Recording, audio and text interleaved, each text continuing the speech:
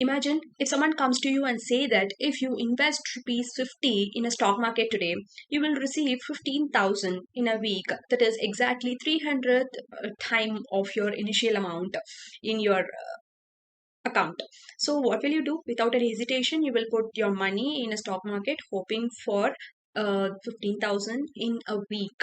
And for your surprise, you're receiving 15,000 in a week where you put all your profit back into the stock market hoping for the second time it will become more. That is the 15,000 becoming 300 time. Yes, in the second week you're hoping for the best, but what you're receiving is the stock market has crashed. Obviously, you might have understood what I am talking about. The stock market crash that happened in 1929, which had led to the beginning of the Great Depression in America in 1929.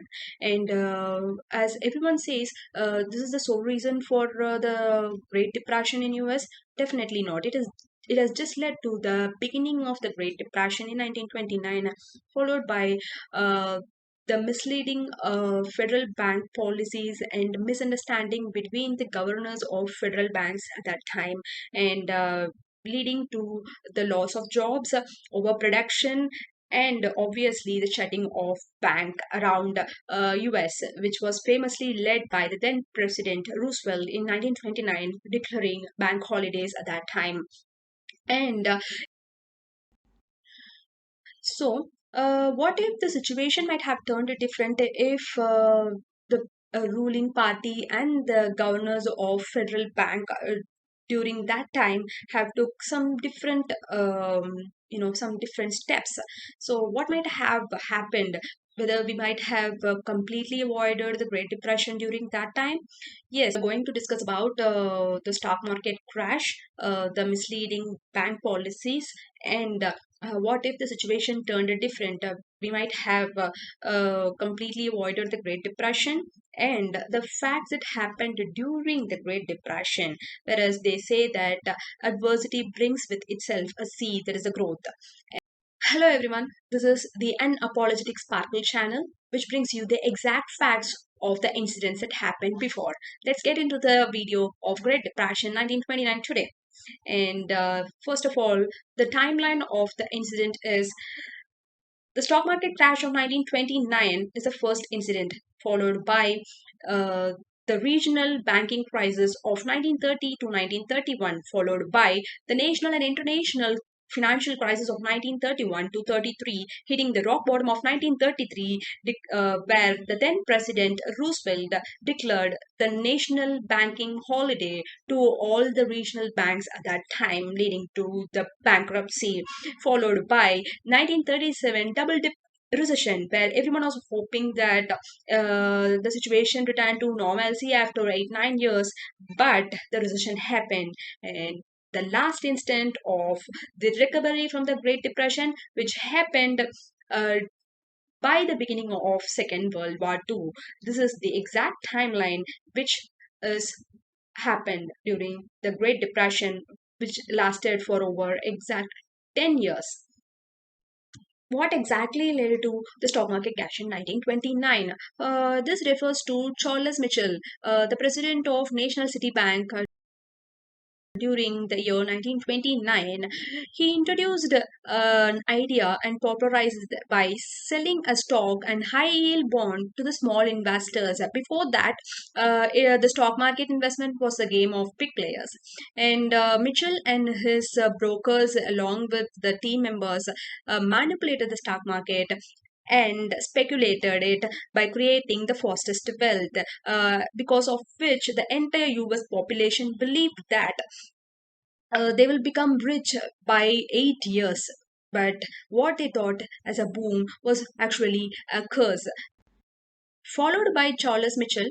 Mitchell Megon was playing with the glamorous stock at that time RCA, which costed dollar 2.5, and he was speculating with it and made it to rose up to $500, because of which the stock market crash happened entirely. Dow Jones, a famous stock market index, was at its peak before the depression at 381, which reached at most 0.42 during the depression of stock market crash began. On Black Tuesday of October 29, 1929, the stock market lost almost $14 billion, making the loss for that week astonishing 30 billion, which was 10 times the annual federal bank's revenue. People call it famously Black Thursday, which began on late of October 29, 1929. Shares of the stock dipped considerably, billions of dollars were lost, whereas it was a devastating 2 days crash, and it took at most 25 years to regain the values that lost during this particular crash. What are all the main disadvantages from government policies? So, first of all, there is a term called buying on margin, which was introduced during that time. That is, people can buy on credit score without need to spend from their own money. So, after the World War One, the term was getting popular among the Americans, where Dow Jones market was hitting a peak of 381 points. So, people were overconfident, and they were buying on margin, purchasing shares. They were buying more than selling, taking on loans, and banks were comfortable issuing it to them, followed by overproduction during that particular time, that is 1929 period. Overproduction of goods in manufacturing and agricultural industries.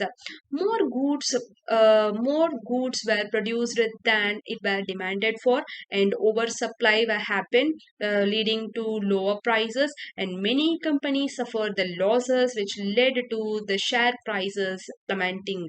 And the last one is government's laissez-faire economic philosophy. It states that Lebanon, when it comes to the economic intervention, that is the no taxes, no regulations, no tariffs, which means that the government will not interfere into the people's economic crisis. That is, the rich people are not being taxed, and the poor people are taxed heavily. And the background of the government's laissez-faire economic philosophy, it was introduced by the Republican president at that time, because the market can correct itself, he believed so, and the government regulations will only restrain the economic growth. So what he thought, that he might be a viewer rather than a participator here. That is Herbert Hoover. We are talking about a Republican president at that time of Great Depression. He famously declared in March 1930 that US has passed its worst ever, and argued that economy would sort itself out, which was a great uh, drawback from the government side. So the Wall Street crash of 1929 not just caused a single factor of combination of causes, but it also led to the bank's closure, and people rushing to banks all over the regions to take the amount from the banks, as the government has not intervened and the banks dissolved itself. People were rushing to banks to get the amount. And imagine if every one of the people are going to get the amount from the bank, and the banks are decentralized, what will the bank do? Automatically they will go to the bankruptcy. The statement, that is regarding the Great Depression, we did it, we are very sorry, we won't do it again. It is the word from Ben Bernanke, November 8, 2002, in a speech given at a conference to honor Mitten Friedman on the occasion of his 90th birthday. Obviously, what Ben saying here is that it is because of the federal government's policies that has led to the worsening of the Great Depression. So, what are all the reasons? Obviously, federal government was not centralized at that time, and every banks were having their own governors, and they worked even individually more than collectively. So some of the Federal Reserve the governors believed that um, they believed certain guidelines, whereas some other believed certain other guidelines. And Federal Reserve decision making structure was decentralized, because of which it was very ineffective. And the Fed's decision to raise interest rate in 1928 to 29, it was as dominoes effect. And why the Fed government wanted to raise the interest rate is the biggest question. Because of what? So because of what we discussed before, the speculative and manipulative behavior of certain individuals, federal government wanted to increase the interest rate so that people will not buy more commodities, more stocks. People will just stay with the stocks that they bought, and they will help in the factories and industries to grow instead of just going for the fastest share growth. They just wanted to stay. That's what's the decision of the federal government increasing its interest rate. This was one of the biggest reason they bought the interest rate at that time, but it was not going well with the economic situation at that time. And it was having as a dominoes effect across the world, which we'll discuss hereafter. So there are two such instances that has led to the federal government failure policy. That is, some governors believed that Bayhot dictum doctrine, whereas some governors believed the real bill doctrine. What is Bayhot's dictum doctrine and what is real bill doctrine? Here you can see the Bayhot dictum states that the bank should help, that is the federal bank, that a federal bank is the head, so it should help all the regional banks when they go bankruptcy. In the simple term, we can say that if people are dwelling in if the people that we know they are dwelling in uh, a very poor condition, or they are dwelling in a soft state, we need to go and we need to be with them during their rock bottom stage. That is what we call it time, right? And that is what Begor's dictum also says, that we need to help people during the bad time, that is the economic crisis. Whereas the real will doctrine stated that we should not help people during the economic crisis, but we should give people the credit score and others during the economic expansion. Rather say the real bills only wanted to help people during the good time. And these are all the extreme versions that was led by the individual governors at that time, where there were no unity, which was only approved by the Federal Reserve Bank at Washington DC as of now. So extreme version of real bill doctrine labeled as liquidationists, indicating during financial panics central banks should stand aside so that the troubled financial institution would fail and would solve itself, or will exit the game. So evaluation of healthier economic system, but it was not clear. It was one of the good. It was one of the good practice that happened during that time, but it was not actively utilized. It was not stated exactly what it meant. So the fall of 1930 to the winter 1933, the money supply completely failed, stating about 30 percentage across the US economy.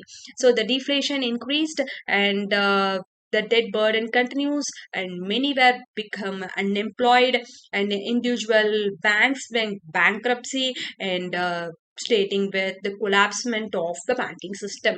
So these are all because of misunderstanding among the governance, whereas there was no centralized system. If it would have been the centralized, and if the body single-handedly handle such situations, we could have avoided such instances. We are in the last part of the section, the global effect. So, how the birth situation in America was in every other part of the country. It has never happened before. If the situation is worse in one country, the neighboring country will be affected, but not the exact whole country and whole other regions of the world will be getting affected. But this time it happened as a dominoes effect. And as a domino effect, and once card fails, the it will just pull all the other cards down. Exact situation happened all around the world, which is calling as a bigger Thai neighbor trade policy.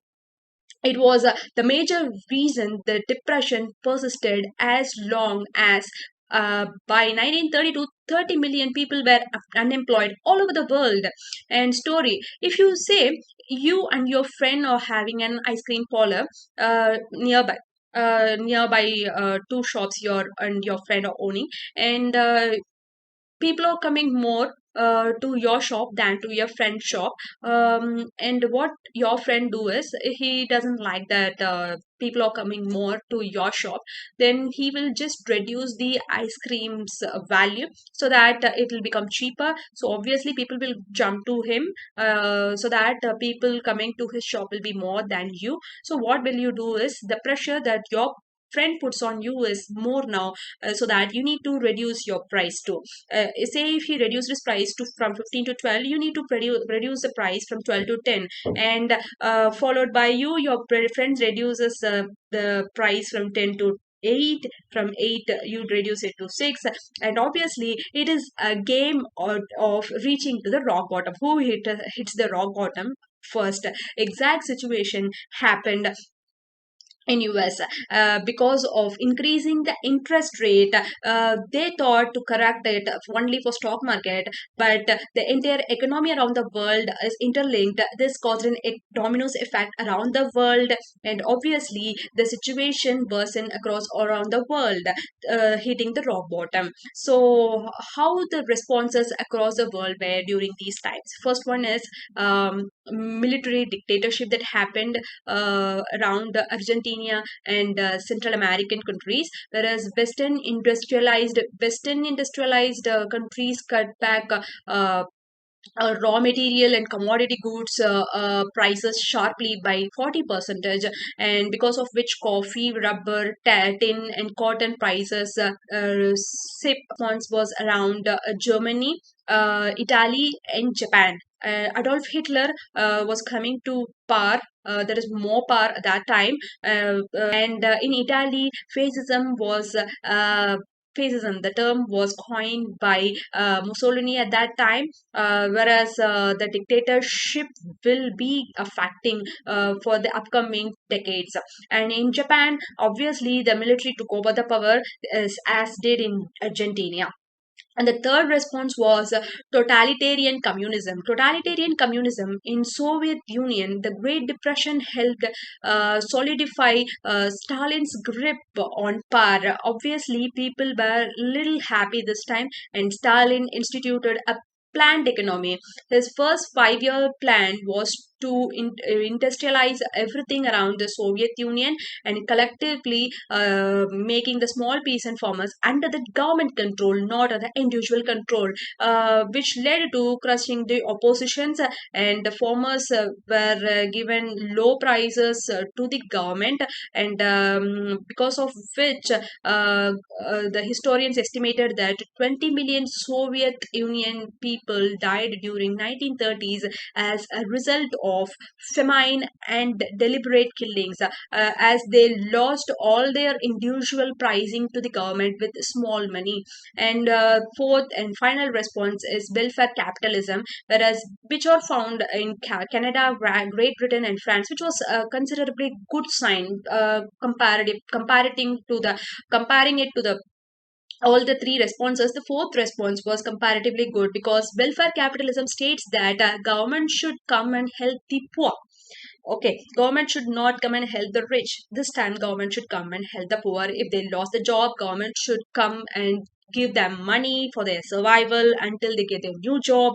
And government assured the responsibility to take care of the wealth and power of the poor people, and by providing security against unemployment, bankruptcy and destitution. So the American jobless rate still exceeded 17 percentage as of late 1939, when World War II began in Europe. But because of all the global effects of Canada and Great Britain, some of the countries depression effect got reduced, but in America it was still 14 percentage until 1914, before the beginning of Second World War.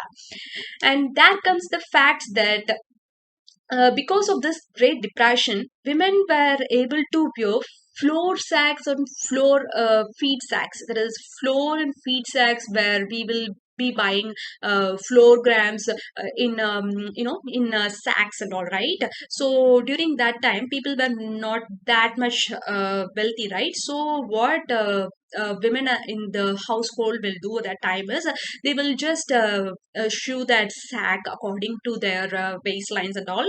And because of less money, people, there is especially women were wearing less makeup, low heels and a slim waistline. One of the topic that was getting great great audience was becoming famous during that time. Without needing to buy a new clothes, they just recycled whatever they had with them even more beautifully. And every major country including United States abandoned the gold standard during the Great Depression. Because of Great Depression, the gold standard in US got declined, and it was one of the greatest greatest thing that happened to US ever. That is what the famous economists say. And one of the interesting story about it is that the Great Depression caused is it helped, it helped people to live with a minimal thing.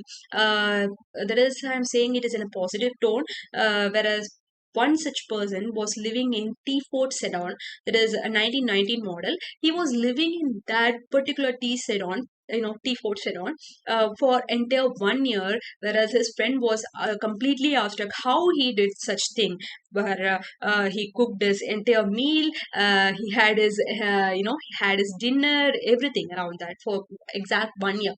But obviously there was bad things that happened, like children were not left out with foods, and children were having more tooth decays at that time.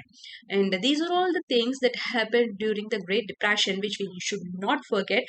We should consider both positive and negative, and we should learn from our mistakes during the past, and we need to correct that so that we will not face such situations in the upcoming futures. And that's all for today. We will see you in next video. Thank you so much. Bye.